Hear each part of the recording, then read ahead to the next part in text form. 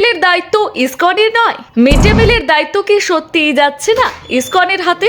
হাইকোর্টে মামলায় 180 মোড়।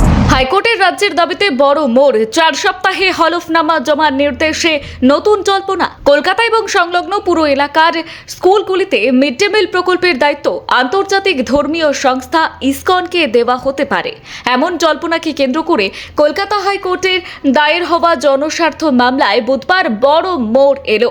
রাজ্য সরকারের দাবি, এখনো পর্যন্ত এ বিষয়ে কোনো চূড়ান্ত সিদ্ধান্ত নেওয়া হয়নি। অন্যদিকে আবেদনকারী পক্ষের আশঙ্কা, এই সিদ্ধান্ত কার্যকর হলে বিপুল সংখ্যক স্বনির্ভর গোষ্ঠীর মহিলাদের কর্মসংস্থান হুমকির মুখে পড়বে। সমস্ত পক্ষের বক্তব্য শোনার পর হাইকোর্ট রাজ্য সরকারকে আগামী 4 সপ্তাহের মধ্যে হলফনামা দিয়ে নিজেদের অবস্থান স্পষ্ট করার নির্দেশ দিয়েছে।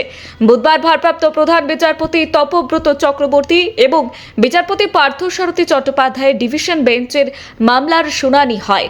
আবেদনকারী শীর্ষণ্য বন্দ্যোপাধ্যায়ের পক্ষে সওয়াল করেন বর্ষিয়ান আইনজীবী কল্যাণ বন্দ্যোপাধ্যায়।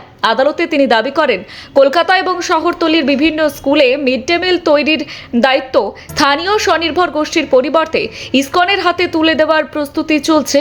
যদিও এখনও সরকারি নির্দেশ প্রকাশ হয়নি, তবুও প্রশাসনিক স্তরে এই প্রক্রিয়া এগোচ্ছে বলেই অভিযোগ করেন তিনি। আদালতে আইনজীবী আরও বলেন, মিড ডে মিল প্রকল্প চালু পড়ুয়াদের পুষ্টিকর খাবার দেওয়ার জন্য নয়, বরং স্কুল ছুটেদের সংখ্যা কমানো এবং শিশুদের স্কুলমুখী করার জন্যও অত্যন্ত গুরুত্বপূর্ণ। পাশাপাশি এই প্রকল্পের মাধ্যমে দীর্ঘদিন ধরে হাজার হাজার স্বনির্ভর গোষ্ঠীর মহিলাদের জীবিকা নির্বাহ করছেন। বর্তমানে প্রায় 1800 স্কুলে এই পরিষেবা পরিচালনা করছেন তারা। যদি এই দায়িত্ব কোনো বেসরকারি বা ধর্মীয় সংস্থার হাতে তুলে দেওয়া হয়, তাহলে বিপুল সংখ্যক মহিলা কাজ হারাতে পারেন।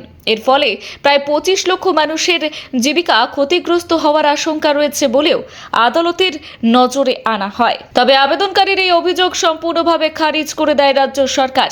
রাজ্যের পক্ষে অ্যাডভোকেট জেনারেল সুরজিৎ নাথ মিত্র আদালতে স্পষ্ট জানান, এখনো পর্যন্ত ইসকনের হাতে মিড ডে মিলের দায়িত্ব দেওয়ার বিষয়ে কোনো চূড়ান্ত সিদ্ধান্ত হয়নি, আর এই সংক্রান্ত কোনো সরকারি বিজ্ঞপ্তিও প্রকাশ করা হয়নি।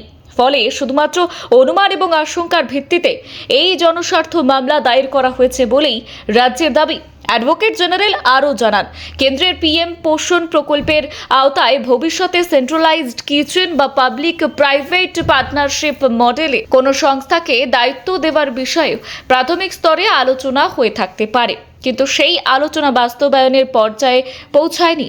আবেদনকারীর পক্ষ থেকে যে ওয়েবসাইটের তথ্য আদালতে জমা দিয়েছে, সেটিও যাচাই করা সম্ভব হয়নি। তাই সরকারের সিদ্ধান্ত ঘোষণার আগেই মামলা করা আইনগতভাবে গ্রহণযোগ্য নয় বলেই দাবি রাজ্যের। অন্যদিকে আবেদনকারীর পক্ষে আইনজীবী আদালতের কাছে আর্জি জানান, মুখ্যমন্ত্রী বিধানসভায় এই বিষয়ে কোনো ঘোষণা করেননি, আর সেই বিষয়টি রাজ্য সরকারকে হলফনামার মাধ্যমে স্পষ্ট করে বলা হোক। আদালত উভয় পক্ষের বক্তব্য শোনার পর জানায়, রাজ্য সরকারকে আগামী 4 সপ্তাহের মধ্যে এই মামলায় নিজেদের অবস্থান স্পষ্ট করে হলফনামা জমা দিতে হবে। এরপর আবেদনকারী পক্ষ পাল্টা হলফনামা দাখিল করবে। আদালত জানিয়েছে, 6 সপ্তাহ ধরে এই মামলায় পরবর্তী শুনানি হবে। ফলে আপাতত ইসকনের হাতে মিড ডে মিলের দায়িত্ব যাচ্ছে কিনা তা নিয়ে কোনো চূড়ান্ত সিদ্ধান্ত হয়নি। তবে রাজ্যের হলফনামায় কি জানানো হয় এবং আদালত পরবর্তী শুনানিতে কি পর্যবেক্ষণ দেয়, তার দিকেই এখন নজর স্বনির্ভর গোষ্ঠীর সদস্য, অভিভাবক, শিক্ষক শিক্ষিকা এবং রাজনৈতিক মহলের। কারণ এই মামলার রায় শুধু মিড ডে মিল প্রকল্প নয়, হাজার হাজার মানুষের কর্মসংস্থান এবং রাজ্যের শিক্ষা ব্যবস্থার সঙ্গেও ওতপ্রোতভাবে জড়িত।